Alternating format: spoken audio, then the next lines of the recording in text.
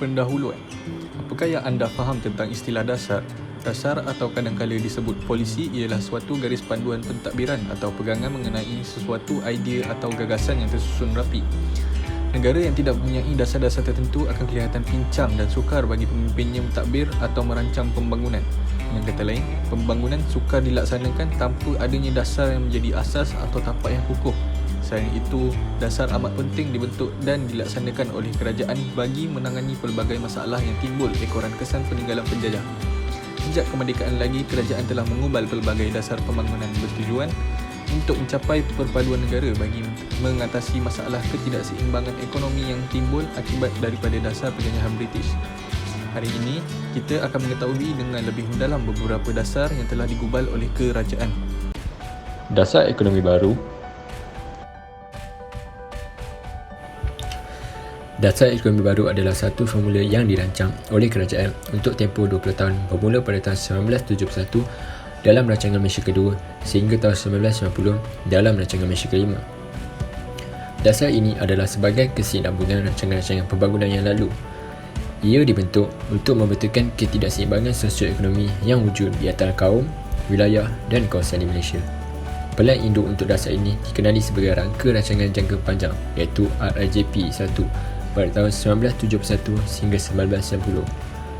Dasar ekonomi baru ini dilaksanakan melalui strategi serampang dua mata iaitu yang pertama, untuk mengurangkan dan seterusnya membasmi kemiskinan dan menambah pendapatan dan memperbanyakkan peluang-peluang pekerjaan kepada semua rakyat tanpa mengira keturunan dan kaum. Yang kedua iaitu untuk mempercepatkan proses penyusunan semula masyarakat di Malaysia bagi membaiki ketidakseimbangan ekonomi di antara kaum. Usaha ini diharap dapat mengurangkan dan seterusnya menghapuskan pengenalan kaum mengikut fungsi-fungsi ekonomi. Panci pada tahun 1970 menunjukkan bahawa sebanyak 49.3% daripada semua kaum keluarga di semenanjung Malaysia menerima pendapatan di bawah garis kemiskinan. Sejumlah 86% daripada keluarga miskin tersebut berada di kawasan luar bandar, sementara 14% lagi di kawasan bandar. Kebanyakan penduduk-penduduk di luar bandar terdiri daripada orang Melayu. Justru itu, dasar ini dibentuk bagi membetulkan kedudukan ketidakseimbangan sosioekonomi yang wujud di antara kaum. Untuk membasmi kemiskinan, usaha-usaha yang dijalankan merangkumi: yang pertama, mewujudkan peluang-peluang pekerjaan di pelbagai sektor untuk diisi oleh semua kaum, dan ini boleh mengurangkan kadar pengangguran. Yang kedua, mengurangkan jurang perbezaan pendapatan antara kaum, antara kawasan dan antara wilayah. Yang ketiga, meningkatkan produktiviti dan pendapatan dengan menambah kemudahan semua golongan miskin di luar bandar maupun di bandar melalui peluang-peluang kemahiran, tanah, modal dan lain-lain. Selama 2 dekad, strategi pembangunan yang terdapat di dalam dasar ekonomi baru ini cuba memberikan faedah kepada rakyat dari pelbagai lapisan masyarakat. Matlamat dasar ini untuk mencapai perpaduan negara berdasarkan program pembasmian kemiskinan dan penyusunan semula masyarakat didapati hampir berjaya. Ekonomi negara telah mengalami perubahan pesat dan menghasilkan kedudukan yang lebih seimbang di antara sektor pertanian, perkhidmatan dan perindustrian. Manakala dari segi kemajuan ekonomi pula, rakyat telah memperolehi kemajuan sosioekonomi dengan menikmati taraf hidup yang lebih tinggi dan pembagian pendapatan yang lebih baik.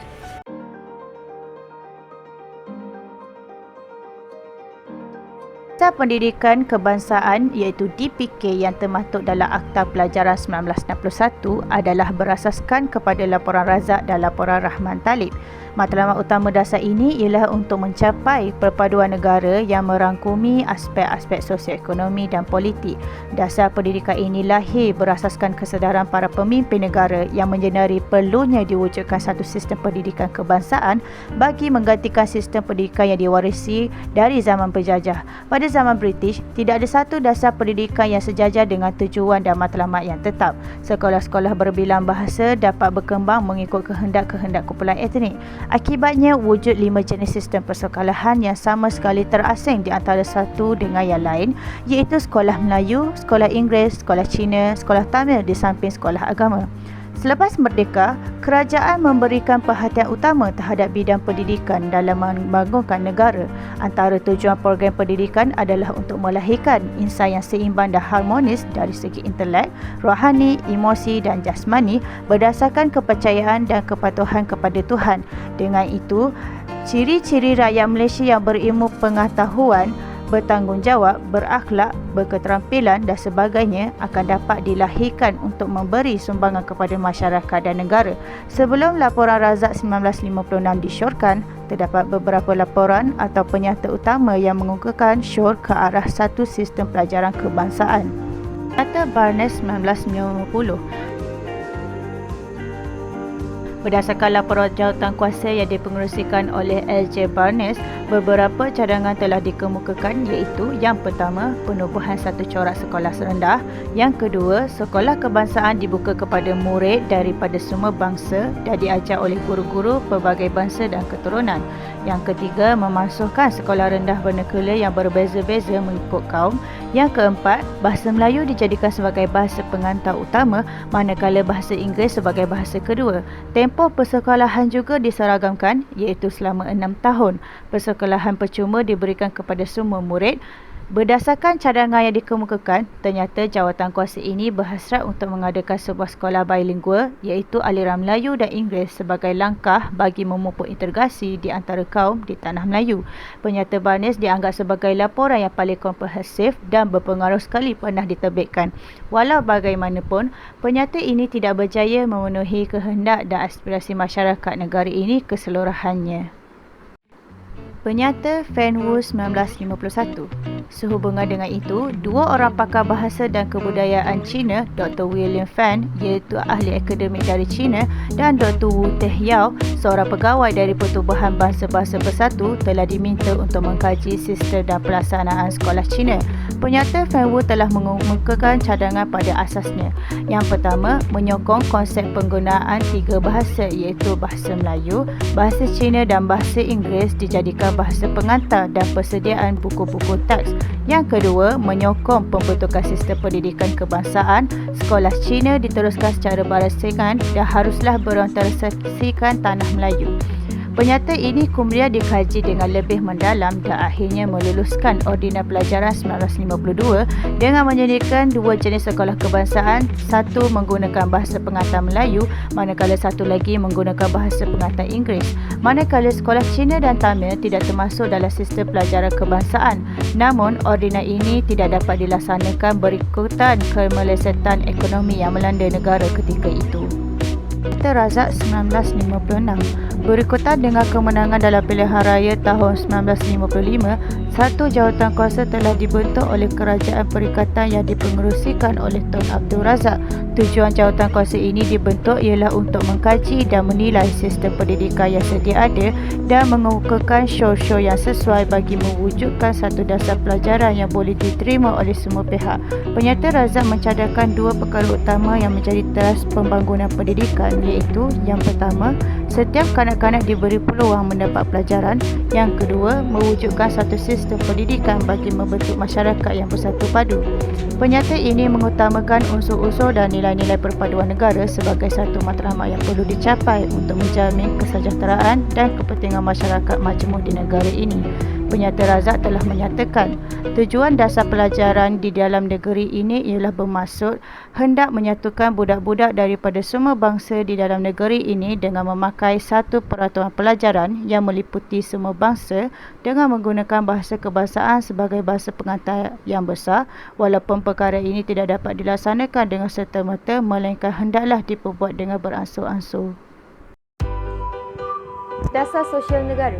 Dasar sosial negara adalah satu dasar pembangunan sosial yang berteraskan nilai-nilai murni dan peningkatan keupayaan insan bagi mencapai kesepaduan dan kestabilan sosial, ketahanan nasional dan kesejahteraan hidup masyarakat Malaysia yang maju dan mantap. Matlamat. Dasar ini yang diluluskan oleh Kabinet pada 19 Februari 2003 bermatlamat mewujudkan masyarakat Malaysia yang maju dan mapan dari aspek sosial, ekonomi dan teknologi. Objektif umum, menjamin setiap individu, keluarga dan komuniti tanpa mengira kumpulan etnik, agama, budaya, gender dan fahaman politik serta wilayah dapat menyertai dan memberi sumbangan kepada arus pembangunan negara serta menikmati kesejahteraan hidup secara berterusan. Dasar Pembangunan Nasional. DPN telah dilancarkan oleh Yang Amat Berbahagia Datuk Seri Dr. Mahathir Mohamad iaitu Perdana Menteri Malaysia pada 17 Jun 1991. Rangka rancangan jangka panjang kedua 1991 hingga 2000 telah digubal berasaskan Dasar Pembangunan Nasional DPN, menandakan bermulanya satu lagi era di dalam usaha untuk menjadikan Malaysia sebuah negara maju menjelang tahun 2020. Objektif: perpaduan negara akan terus menjadi matlamat terakhir DPN kerana masyarakat yang bersatu padu adalah penting untuk memperkukuhkan lagi kestabilan sosial dan politik dan mengekalkan pembangunan ekonomi yang berterusan. DPN menetapkan satu langkah ke arah membolehkan Malaysia mencapai taraf sebuah negara yang maju dalam semua segi, iaitu dari segi keadilan sosial, nilai, etika dan moral, kestabilan politik, kualiti hidup, kecekapan pentadbiran kerajaan dan kecemerlangan ekonomi. Strategi pelaksanaan: DPN akan terus mengekalkan strategi asas dasar ekonomi baru, iaitu pembasmian kemiskinan dan penyusunan semula masyarakat untuk memperbaiki ketidakseimbangan sosial dan ekonomi antara kaum, dan dengan ini akan menyumbangkan ke arah mengukuhkan perpaduan negara. DPN adalah bertujuan untuk mewujudkan satu corak pembangunan yang lebih seimbang yang merangkumi aspek-aspek kritikal seperti berikut. Yang pertama, mewujudkan keseimbangan yang optimum di antara matlamat pertumbuhan ekonomi dan pengagihan yang saksama. Yang kedua, memastikan pembangunan yang seimbang bagi sektor-sektor utama ekonomi untuk meningkatkan daya saling melengkapi antara sektor bagi mengoptimumkan pertumbuhan. Dan yang ketiga, mengurang dan akhirnya menghapuskan ketidaksamaan sosial dan ekonomi negara untuk menggalakkan perkongsian secara lebih adil dan saksama.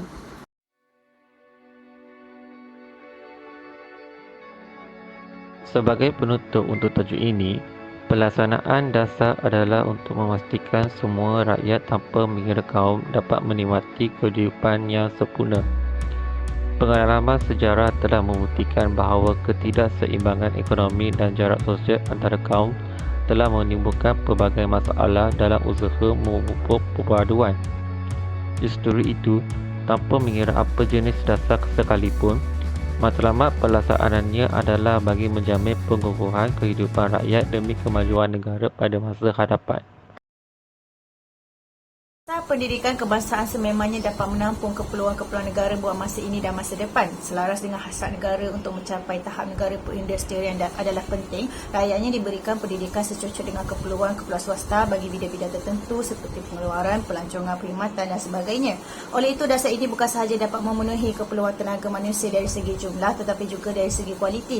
Dasar ini seharusnya dapat menggalakkan lebih ramai rakyat yang terlibat secara aktif dalam bidang keusahawan dan tidak bergantung semata-mata kepada kerajaan untuk mencari kerja. Ini adalah selaras dengan dasar kerajaan semasa yang menekankan penyataan swasta secara aktif. Oleh itu, Dasar Sosial Negara telah mewujudkan sebuah masyarakat Malaysia yang maju dan mantap dengan setiap anggota masyarakat berpeluang untuk memperkembangkan potensi diri secara optimum di dalam persekitaran sosial yang sihat, berdasarkan ciri-ciri bersatu padu, berdaya tahan dan demokratik.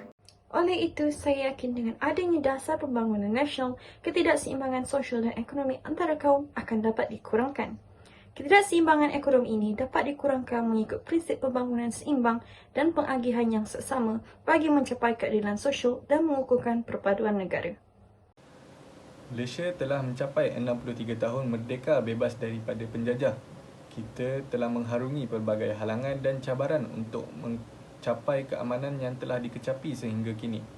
Dasar-dasar kerajaan dalam hubungan etnik memainkan peranan yang penting untuk mengekalkan keseimbangan antara kaum supaya tidak menyebelahi sebuah pihak sahaja. Rakyat perlulah mempertahankan keamanan ini dari pihak yang tidak bertanggungjawab yang ingin menghancurkan keamanan yang telah dibina sejak sekian lama. Dalam usaha untuk Malaysia memupuk perpaduan melalui dasar-dasar kerajaan, kita perlulah mencapai persefahaman, persetujuan dan titik pertemuan ke arah perpaduan. Jadi titik pertemuan adalah kunci untuk mencapai matlamat negara. Rakyat yang dibagikan mengikut politeknik perlulah saling bertolak ansur supaya perpaduan negara akan dapat dicapai. Refleksi kepada tajuk ini ialah membangunkan ekonomi berasaskan pengetahuan sebagai langkah strategi untuk meningkatkan nilai dalam semua sektor ekonomi dan mengoptimumkan daya pemikiran bangsa, serta mengukuhkan pembangunan sumber manusia untuk menghasilkan tenaga kerja yang berkebolehan, produktif dan berpengetahuan.